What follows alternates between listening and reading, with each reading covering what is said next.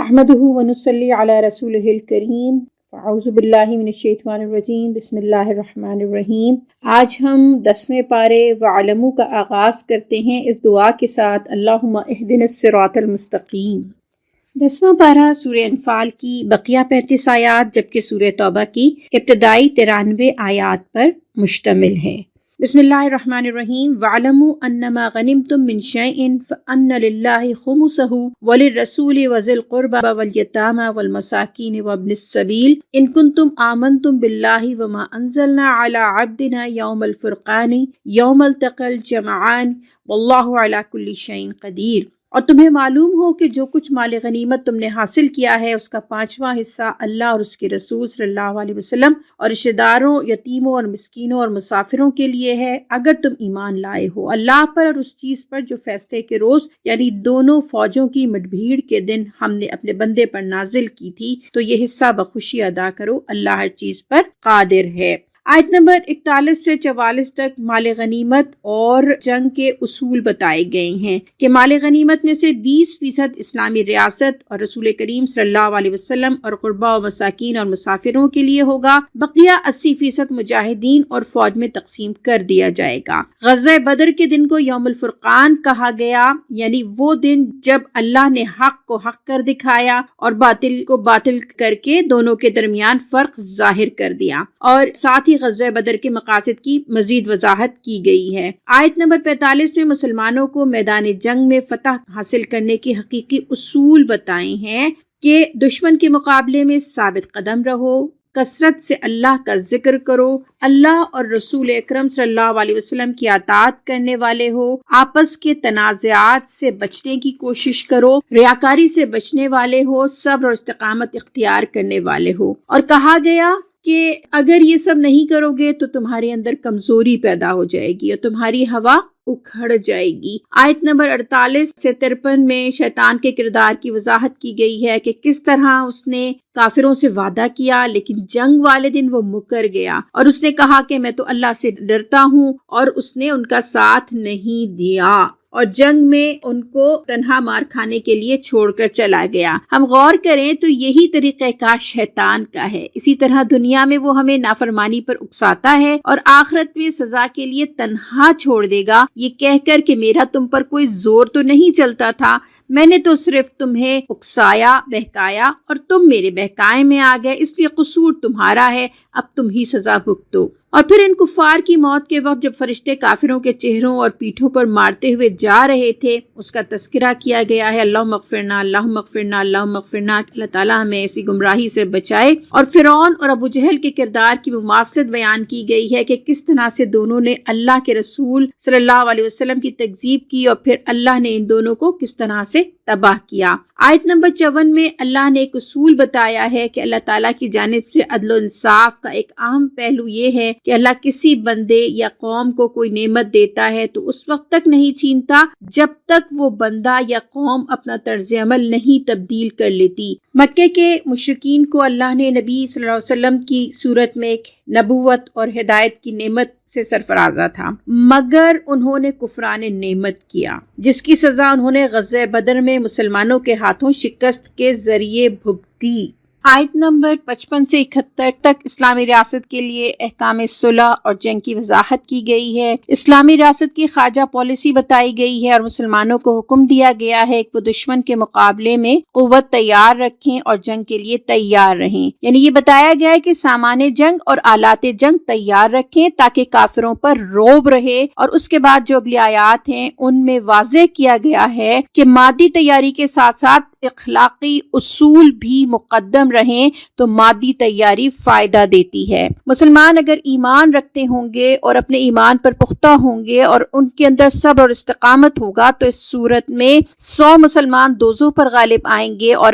اگر اس سے بھی زیادہ ان کے اندر ایمانی قوت ہوگی تو وہ 1 اور 10 کی نسبت سے بھی غالب آئیں گے۔ اس ایمان اور اخلاقی قوت کا مسلمانوں کی فتح میں جو کردار رہا اس کا ثبوت تاریخ میں ہمیں حضرت عمر رضی اللہ تعالیٰ عنہ اور حضرت عثمان رضی اللہ تعالیٰ عنہ کے دور میں نظر آتا ہوتا ہے. جبکہ ہم آج کی اپنی مغلوبیت کو دیکھیں تو اس کی وجہ ہمیں نظر آتی ہے کہ بے شک ہم ایٹمی قوت ہیں اور امت مسلمہ کے پاس 70 لاکھ سے زیادہ آرمی موجود ہے اور مادی وسائل موجود ہیں. اس کے باوجود کیونکہ ہمارے اندر وہ ایمان اور اخلاقی طاقت نہیں ہے جو کہ مسلمانوں کو مطلوب ہے، اسی لیے آج امت مسلمہ ذلیل و خوار ہے. فلسطین اور کشمیر یہود و نصارہ اور ہنود کے قبضے میں ہیں، مظالم کا شکار اور امت کے اہل اقتدار اور اختیار تماشائی بنے ہوئے ہیں. اس کے بعد کی آیات میں اللہ تعالیٰ میدان جنگ میں ترجیحات بتاتا ہے کہ مجاہدین کی ترجیحات کیا ہونی چاہیے. یعنی فدیہ حاصل کرنے کی خواہش کہیں تم کو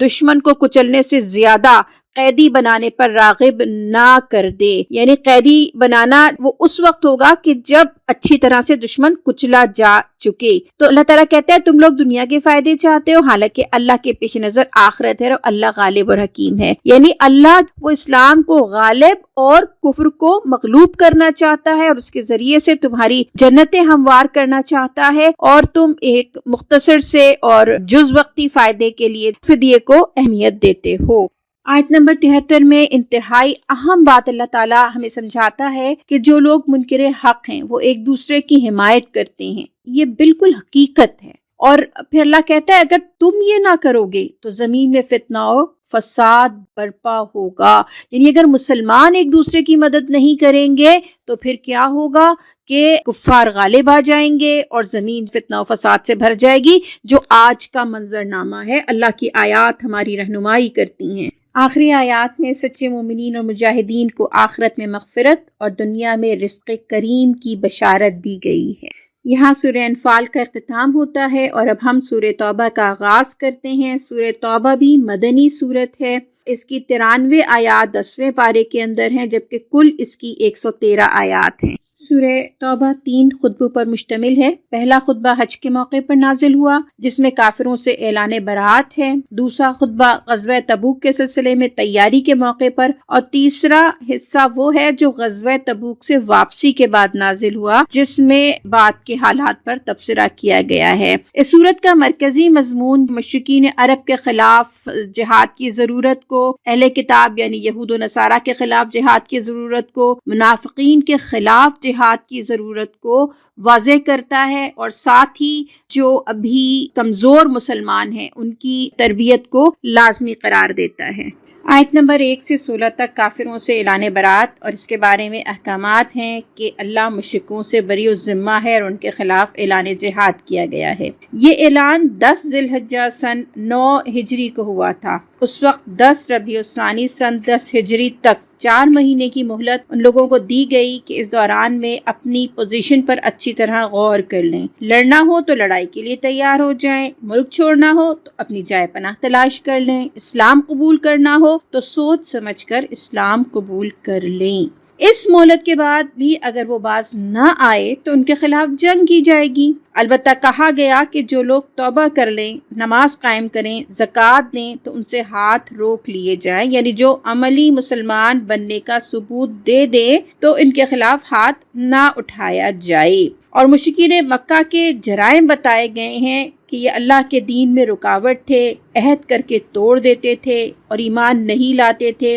نہ ہی کسی رشتے اور قرابت کا خیال کرتے تھے. اسی کے ساتھ اللہ نے مومنین کو فتح اور نصرت کی بشارت دی ہے. آیت 16 سے 19 تک جہاد سے متعلق خطبہ ہے جس میں اللہ تعالیٰ مسلمانوں کو اپنے راستے میں جان و مال سے جہاد پر آمادہ کرتے ہوئے تنبیہ فرماتا ہے کہ ایمان کا زبانی دعویٰ قابل قبول نہیں، اس کے عملی تقاضوں کو پورا کرو گے اور اپنے تعلقات اور اپنی محبتوں میں فوقیت اللہ اور اس کے رسول اور اہل ایمان کو دو گے تو تمہارا ایمان قابل قبول ہوگا. اللہ دین کی ترجیحات بتاتا ہے کہ حاجیوں کے کھانے پینے کا انتظام کرنا اور مسجد حرام کی دیکھ بھال کرنا یہ جہاد کے برابر نہیں ہو سکتے. اللہ کے نزدیک بڑا درجہ اور بشارت تو ان لوگوں کے لیے ہے جنہوں نے ایمان قبول کیا، ہجرت اور جہاد کیا، اور جو لوگ اللہ کی راہ میں نکلنے سے زیادہ اپنے والدین، اولاد، رشتہ داروں کو ترجیح دیتے ہیں اور انہیں اپنے مال کم ہو جانے اور تجارت ماند پڑ جانے کا خوف نکلنے نہیں دیتا، یا خوبصورت سجے سورے گھر چھوڑنا مشکل لگتا ہے، یعنی اللہ کے راستے کی جدوجہد میں دنیا اور اس کے متعلقات رکاوٹ بن رہی ہیں، تو پھر وہ اللہ کے فیصلے کا انتظار کریں۔ یہ بڑی سخت آیات ہیں جو ہمیں ترجیحات زندگی کے تعین کے بارے میں رہنمائی دیتی ہیں۔ اسی طرح اللہ تعالیٰ نے غزوہ حنین کا ذکر کیا ہے اور اپنے احسانات بتائے ہیں۔ آیت نمبر 30 سے 35 میں بنی اسرائیل اور اہل کتاب کا ذکر ہے اور ساتھ ہی بعثت رسول اللہ صلی اللہ علیہ وسلم کا بھی ذکر ہے۔ اللہ تعالیٰ بنی اسرائیل اور اہل کتاب کا ذکر فرماتے ہوئے کہتے ہیں کہ ان کے خلاف جہاد کا حکم ہے، یہاں تک کہ وہ جزیہ دے کر اسلام کی بالادستی قبول کر لیں، اور اس کی وجہ یہ ہے کہ وہ اپنے منہ کی پھوکوں سے اللہ کے نور کو بجھانا چاہتے ہیں، یعنی اپنی کوششوں سے وہ اللہ کے دین کو، اس روشنی کو جو دین اسلام کی شکل میں انسانیت کے لیے ایک خیر اور فلاح کا نظام ہے، اس کو وہ ختم کر دینا چاہتے ہیں، اس راستے میں رکاوٹ ہیں۔ یہ دین کے مخالف لوگ ہیں، اس طرح دین کے خلاف اور نبی کریم صلی اللہ علیہ وسلم کے خلاف سازشیں کر رہے ہیں۔ ان کے دوسرے قصور جو ہم سابقہ صورتوں میں بھی پڑھ چکے ہیں کہ اپنے علماء اور درویشوں کو انہوں نے اپنا رب بنا لیا تھا، خود کوئی علم نہیں رکھتے تھے، خود اللہ کی کتاب سے ان کا کوئی تعلق نہیں تھا، رسولوں کی سنت سے کوئی تعلق نہیں تھا، لیکن ان کے ربانی جو ان کو حلال اور حرام کے ضابطے بنا کر خود ساختہ دیتے تھے، ان کو وہ قبول کر لیتے تھے اور شرک کرتے تھے، اور دراصل ربانی ان کو جس دین کی طرف لے کے جاتے تھے، ان کے احبار ان کو جس دین کی طرف لے کے جاتے تھے، وہی وہ اپنا دین بنا لیتے تھے، اور وہ دین جو اللہ نے کتبۂ آسمانی کے ذریعے اور انبیاء علیہ السلام کے ذریعے ان کو پہنچایا ہے، اس کو انہوں نے ترک کر دیا تھا۔ اللہ فرماتا ہے کہ یہ اللہ کے نور کو بجھانا چاہتے ہیں، اور اللہ اپنے نور کو مکمل کر کے رہے گا، خواہ یہ کافروں کو کتنا ہی ناگوار ہو۔ رسول اللہ صلی اللہ علیہ وسلم کا مقصد بعثت آیت نمبر 33 میں بیان فرمایا گیا ہے کہ وہ اللہ ہی ہے جس نے اپنے رسول صلی اللہ علیہ وسلم کو ہدایت اور دین حق کے ساتھ بھیجا ہے تاکہ اس دین کو تمام ادیان پر غالب کر دے، خواہ مشرکین کو یہ کتنا ہی ناگوار ہو۔ آج بھی دنیا میں یہ معرکہ اسی طرح سے جاری ہے، اور ہم یہ دیکھتے ہیں کہ پولیٹیکل اسلام آج پوری دنیا میں باطل قوتوں اور ان کے اعلی کاروں کا ہدف ہے، کیونکہ اسلام ایک نظام کی صورت میں نافذ ہو کر جب اپنے ثمرات انسانیت کو پہنچائے گا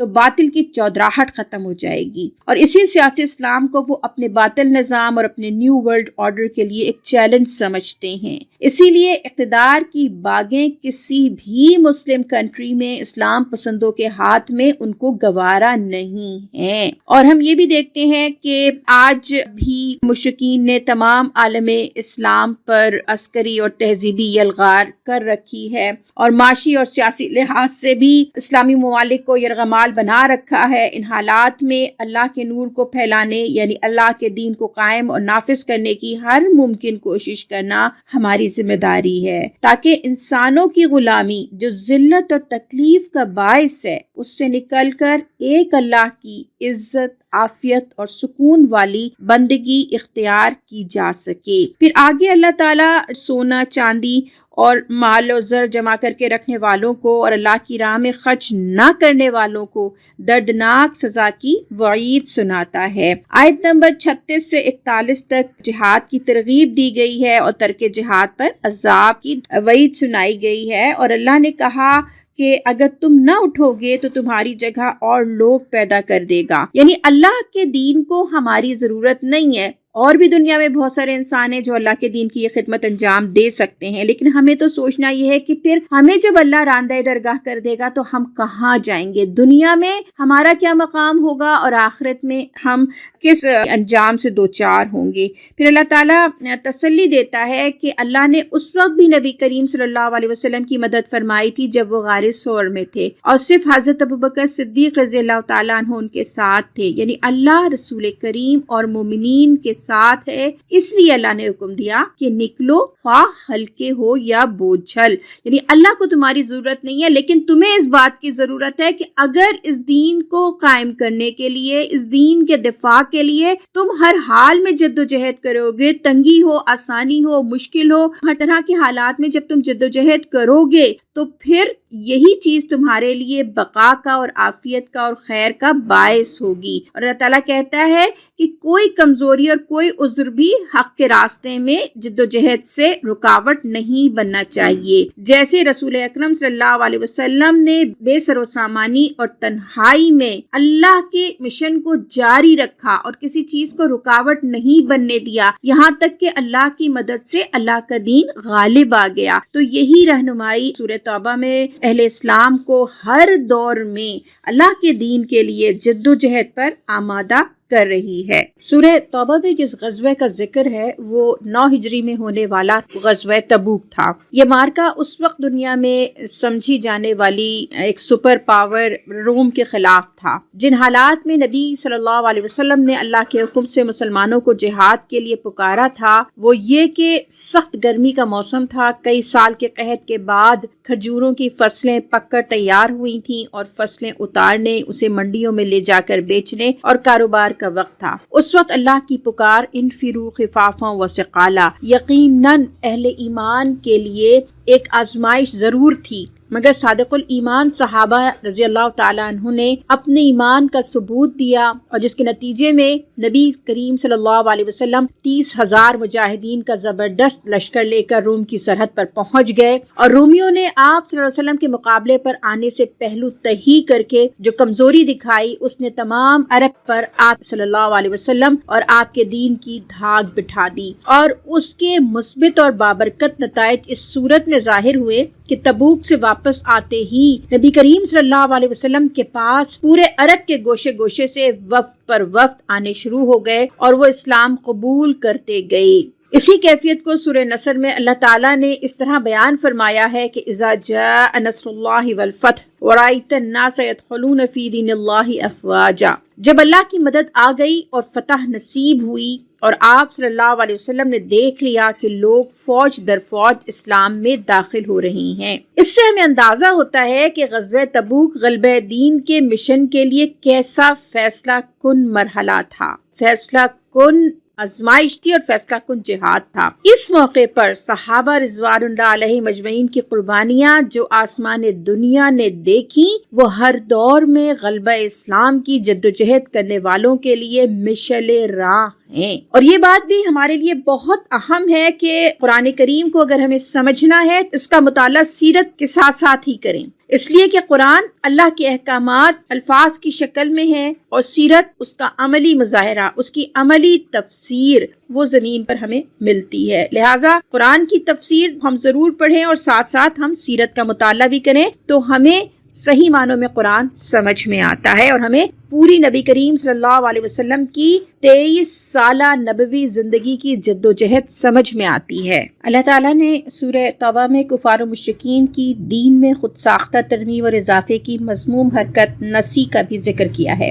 اللہ نے جنگ کے لیے 4 مہینوں کو حرام قرار دیا تھا، رجب عمرے کی وجہ سے اور ذی-القعدہ، ذی-الحجہ اور محرم حج کے باعث، جبکہ مشرکین اپنی خواہش اور ضرورت کے مطابق اس میں رد و بدل کر لیتے تھے اور اللہ کو دھوکہ دیتے تھے کہ 4 مہینے جو اللہ کے حرام کیے ہوئے ہیں وہ بھی شرط پوری ہو جائے اور اپنی مرضی بھی، تو اللہ نے اس کو کفر میں ایک مزید کافرانہ حرکت قرار دیا جس کے باعث وہ گمراہی میں بھٹکتے رہیں گے۔ آیت نمبر 42 سے آگے تک طویل تذکرہ منافقین کا ہے۔ سورہ توبہ میں جہاں اہل ایمان کو جہاد پر اکسایا گیا ہے، وہیں ان لوگوں کو سختی کے ساتھ ملامت کی گئی ہے جو نفاق یا ایمان کی کمزوری یا سستی اور کاہلی کی وجہ سے اللہ کے راستے میں جان اور مال کی قربانی دینے سے جی چراتے تھے۔ ان آیات کو پڑھتے ہوئے ہمیں اپنے ایمانوں کا جائزہ ضرور لینا چاہیے کہ خدا نہ خواستہ کہیں اس میں سے کوئی چیز ہمارے اندر تو موجود نہیں۔ اسی لیے اللہ تعالیٰ نے اتنا تفصیلی ذکر ان منافقین کا کیا ہے کہ یہ لوگ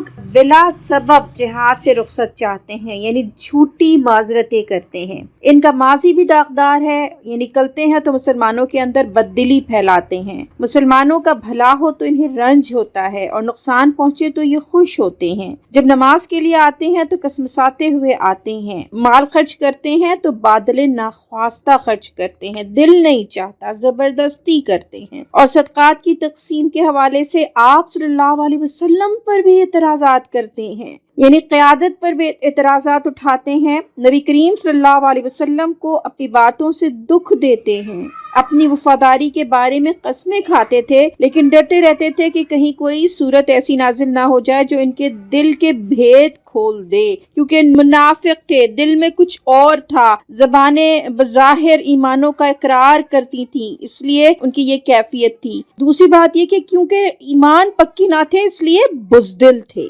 مال سے محبت کرنے والے تھے۔ اللہ تعالیٰ نے جگہ جگہ ان کے لیے دردناک عذاب کی وعید سنائی ہے۔ اللہم اغفرنا، اللہم اغفرنا، اللہم اغفرنا۔ منافقین جس طرح کی باتوں سے مسلمانوں کی صفوں میں بددلی پھیلانے کی کوشش کرتے تھے، اور اہل ایمان جس ایمانی یقین کے ساتھ اس کا جواب دیتے تھے، اس کا ذکر اللہ نے بہت خوبصورت انداز میں ہماری ہدایت کے لیے قرآن کریم میں سورہ توبہ کی آیات کے اندر فرمایا ہے کہ تمہارا بھلا ہوتا ہے تو انہیں رنج ہوتا ہے، اور تم پر کوئی مصیبت آتی ہے تو یہ منہ پھیر کر خوش خوش پلٹتے ہیں اور کہتے جاتے ہیں کہ اچھا ہوا ہم نے پہلے ہی اپنا معاملہ ٹھیک کر لیا۔ ان سے کہو ہمیں ہرگز کوئی برائی یا بھلائی نہیں پہنچتی مگر وہ جو اللہ نے ہمارے لیے لکھ دی ہے۔ اللہ ہی ہمارا مولا ہے اور اہل ایمان کو اسی پر بھروسہ کرنا چاہیے۔ ان سے کہو تم ہمارے معاملے میں جس چیز کے منتظر ہو وہ اس کے سوا اور کیا ہے کہ دو بھلائیوں میں سے ایک بھلائی، یعنی اللہ کی راہ میں شہادت یا اسلام کی فتح۔ تو اللہ تعالیٰ کہتا ہے کہ مسلمان کا ایمان اور یقین ایسا ہونا چاہیے کہ پھر منافقین کی یہ تمام چالیں بے اثر ہو جائیں۔ اور پھر راسخ العقیدہ مسلمان ان کے بارے میں کیا بات کہتے ہیں کہ ہم تمہارے معاملے میں جس چیز کے منتظر ہیں وہ یہ ہے کہ اللہ تم کو خود سزا دیتا ہے یا ہمارے ہاتھوں دلواتا ہے۔ اچھا تو اب تم بھی انتظار کرو اور ہم بھی تمہارے ساتھ منتظر ہیں، اور یہ انجام ہی بتائے گا کہ حق پہ کون تھا، باطل کون تھا، فائدے میں کون رہا اور نقصان کس نے اٹھایا۔ آیت نمبر 60 میں صدقات کی تقسیم کا ضابطہ بتایا گیا ہے کہ یہ زکوٰۃ و صدقات کن لوگوں کے لیے ہیں۔ حاجت مندوں کے لیے، جو ضرورت مند لوگ ہیں، بیواں ہیں، مساکین ہیں، اور وہ سفید پوش جو ہاتھ پھیلا کر مانگتے نہیں ہیں مگر مشکل حالات میں ہوتے ہیں، اور صدقات کا کام کرنے پر معمور جو لوگ ہیں ان کے لیے، یعنی حکومت زکوٰۃ مالداروں سے اکٹھی کرے گی اور ضرورت مندوں پر خرچ کرے گی، اس کے لیے پورا ایک سسٹم بنائے گی، اور اس میں ایک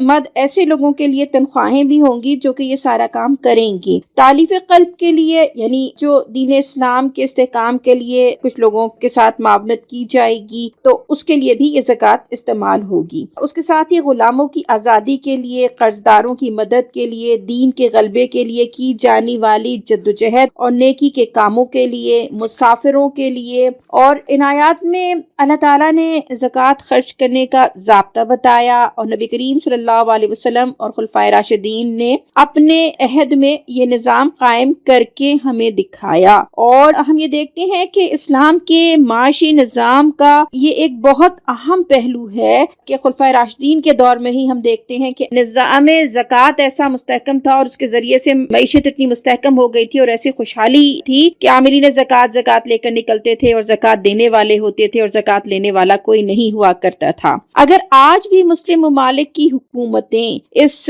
نظام کو اختیار کر لیں تو ہماری بھی معیشت میں استحکام آ سکتا ہے۔ اس طرح آیت نمبر 66 سے 72 تک منافقین اور مومنین کا تقابل ہے۔ اللہ فرماتا ہے کہ منافقین ہم رنگ ہیں، برائی کا حکم دیتے ہیں اور بھلائی سے روکتے ہیں، اور اپنے ہاتھ خیر سے روکے رکھتے ہیں۔ یہ اللہ کو بھول گئے اور اللہ نے ان کو بھلا دیا، اور یہ بھی ان کی صفت بتائی گئی ہے کہ برائی کے پروان چڑھنے سے یہ خوش ہوتے ہیں اور نیکی غالب آنے پر ان کو سانپ سونگھ جاتا ہے۔ بالکل یہی صورتحال ہم اپنے ارد گرد بھی دیکھتے ہیں کہ کس طرح سے بعض مخصوص حالات میں نیکیاں دبائی جاتی ہیں اور برائیوں کو عام کیا جاتا ہے۔ پھر اللہ تعالیٰ نصیحت فرماتا ہے کہ اپنے پیش روؤں سے، یعنی گزشتہ اقوام سے سبق حاصل کرو، اور ان کے سے رنگ ڈھنگ نہ اختیار کرو کہ جو انہوں نے اپنے حصے کے مزے لوٹے اور تم بھی اسی طرح سے لوٹ رہے ہو، اور ویسی بحثوں میں وہ پڑے جن بحثوں میں تمہیں نہیں پڑنا چاہیے، اور پھر تم نے دیکھا کہ ان کا سب کیا دھرا ضائع ہو گیا اور اللہ کے عذاب کی لپیٹ میں آ گئے۔ تو کہیں ایسا نہ ہو خدا نخواستہ کہ تمہارا بھی سارا عمل ضائع ہو جائے۔ اللہ متوجہ کرتا ہے کہ یہ مال اور اولاد میں غرق ہو کے دین کے بارے میں شکوک و شبہات پھیلانا، یہ جو ہے دراصل اعمال کو ضائع کر دینے والا اور برائی کو پھیلانے والا اور نیکی کو دبانے والا منافقین کا طرز عمل ہوتا ہے، اور ہم اس کو اپنے ارد گرد نظام کے اندر دیکھ رہے ہیں کہ پورا حکومتی نظام، سرکاری ادارے، میڈیا اور NGO سب مل کر یہ کام کر رہے ہیں، اور ان ساری آیات میں ہمارے لیے بڑا درس عبرت ہے، بڑی نصیحت ہے۔ اس کے بعد مومنین کی تعریف کی گئی ہے اور مومنین کا منافقین سے تقابل کر کے بتایا گیا ہے۔ مومن مومن کے رفیق ہے، بھلائی کا حکم دیتے ہیں اور برائی سے روکتے ہیں، نماز قائم کرتے ہیں، زکوٰۃ دیتے ہیں، اللہ اور رسول صلی اللہ علیہ وسلم کی اطاعت کرتے ہیں، اللہ ان سے راضی ہوگا، یہ عملی مسلمان ہیں۔ منافق صرف زبانی اسلام کا اعلان کرتے ہیں، ان کا کوئی عمل اسلام کے مطابق نہیں ہوتا، ان کی کوئی چاہت اسلام سے نہیں ہوتی، ان کے مقاصد زندگی اور ان کی زبانیں علیحدہ علیحدہ ہوتی ہیں۔ گویا یہ دو گروہ ہیں، ایک گروہ شیطان اور اس کے حواریوں کا جو اپنے مفادات چاہتا ہے، اسے دین کی سربلندی ایک آنکھ نہیں بھاتی، اور دوسرا مومنین کا گروہ جس کی زندگی کا مقصد ہی اللہ کے دین کو غالب کرنا، اس کے لیے جدوجہد کرنا اور اللہ کی رضا کو حاصل کرنا ہے، اور یہ اللہ اور رسول صلی اللہ علیہ وسلم کے فرمانبردار ہیں۔ لہٰذا اگلی آیات میں منافقین اور کفار دونوں سے جہاد کا حکم ہے، اور اس بات کا تذکرہ ہے جو منافقین نے کی تھی کہ عزت والا مدینے جا کے ذلیل کو باہر نکال دے گا۔ یہ بات عبداللہ بن ابی نے کہی تھی جو منافقین کا سردار تھا، اور پھر ان کے بیٹے عبداللہ بن عبداللہ جب مدینے پہنچتے ہیں، وہ راسخ العقیدہ مسلمان تھے، وہ سچے اہل ایمان تھے، تو وہ مدینے پہنچ کر تلوار لے کے کھڑے ہو جاتے ہیں اور کہتے ہیں کہ عزت اللہ اور اس کے رسول صلی اللہ علیہ وسلم کے لیے۔ اللہ تعالیٰ سورہ توبہ میں بھی یہ بات کہتا ہے کہ عزت تو ساری کی ساری اللہ اور اس کے رسول کے لیے ہے اور اہل ایمان کے لیے ہے، لہٰذا تم مدینے میں داخل نہیں ہو سکتے۔ پھر اللہ کے نبی صلی اللہ علیہ وسلم اس قضیے کو چکاتے ہیں، اور جب آپ اجازت دیتے ہیں تب عبداللہ بن ابی مدینے میں داخل ہوتا ہے۔ آج بھی یہی سارا منظرنامہ ہے۔ ہمیں اپنے ارد گرد بھی اور اپنے آپ کو بھی پہچاننے کی ضرورت ہے کہ ہم کس صف میں کھڑے ہیں اور ہمیں کیا کرنے کی ضرورت ہے۔ پھر اللہ تعالیٰ نے فرمایا کہ اللہ ان منافقین کو معاف نہ کرے گا، چاہے آپ صلی اللہ علیہ وسلم 70 مرتبہ بھی ان کی معافی کے لیے درخواست کریں۔ یعنی اللہ تعالیٰ منافقین سے اس درجہ ناراض ہے، اور اللہ تعالیٰ نے جہنم میں ان کے لیے سب سے زیادہ عذاب والی وادی الحزن، جس سے خود جہنم دن میں 400 مرتبہ پناہ مانگتی ہے، وہ حصہ جہنم کا رکھا ہے۔ اس لیے اللہ تعالیٰ فرماتے ہیں کہ ان کی نماز جنازہ نہ پڑھائی جائے، اور مومنین کا نقشہ کھینچتے ہیں اللہ تعالیٰ کہ وہ جہاد پر جانے کے لیے بےتاب ہوتے ہیں، جبکہ نبی کریم صلی اللہ علیہ وسلم سامان جہاد نہ ہونے کی وجہ سے انہیں واپس بھیجتے ہیں تو ان کی آنکھوں سے آنسو جاری ہو جاتے ہیں۔ یہ فرق ہے ایک اخلاص والے مومن اور منافق کا، کہ مومنین ہر حال میں اللہ کے دین کی سربلندی کے لیے نکلتے ہیں، جان اور مال سے جہاد کرتے ہیں، اور منافقین جھوٹے عذرات لے کے بیٹھ جاتے ہیں، اور اس میں ہمارے لیے بہت زیادہ درس نصیحت ہے۔ 10واں پارہ اپنے اختتام کو پہنچتا ہے اس آیت کے ساتھ، انما السبیل علی الذین یستأذنونک وهم اغنیاء رضوا بان یکونوا مع الخوالف وطبع اللہ علی قلوبہم فہم لا یعلمون۔ تو انہوں نے گھر بیٹھنے والیوں میں شامل ہونا پسند کیا اور اللہ نے ان کے دلوں پر ٹھپا لگا دیا، اس لیے اب یہ کچھ نہیں جانتے کہ اللہ کے ہاں ان کی اس روش کا کیا نتیجہ نکلے گا۔ اللہ تعالیٰ نے منافقین کے اس طرز عمل پر سختی سے گرفت کی ہے۔ 10ویں پارے میں موجود سبق کو ایک دفعہ ہم دہرا لیتے ہیں کہ ہمیں حقیقی مومن بننا ہے، اللہ اور رسول صلی اللہ علیہ وسلم کی اطاعت کرنی ہے، امر بالمعروف اور نہی عن المنکر کرنا ہے، کثرت سے اللہ کا ذکر کرنا ہے، باہمی تعلقات کو درست رکھنا ہے، غرور اور ریاکاری سے بچنا ہے، اللہ کے دین کی اقامت کے لیے، اللہ کے دین کو قائم کرنے کے لیے جدوجہد کرنا ہے، کاہلی اور سستی سے کام نہیں لینا، مال جمع کر کر کے نہیں رکھنا، اس کو صحیح طریقے سے خرچ کرنا ہے، زکوٰۃ پابندی سے ادا کرنا ہے، اور صرف ادا ہی نہیں کرنا بلکہ وہ نظام جو زکوٰۃ کو نافع بنا سکتا ہے اسلامی معاشرے اور اسلامی مملکت کے لیے، اس کو قائم کرنے کی بھی کوشش کرنا ہے، اور منافقین کی صفات کو جاننا، سمجھنا اور نفاق سے بچنا ہے۔ ان تمام امور پر ہمیں اپنی انفرادی زندگی میں بھی عمل کرنا ہے اور اس کے لیے ایک اجتماعی نظام بھی قائم کرنے کی کوشش کرنا ہے۔ اللہ تعالیٰ ہمیں بہترین درجے میں اس پر عمل کی توفیق عطا فرمائے، آمین۔ وآخر دعوانا ان الحمد للہ رب العالمین۔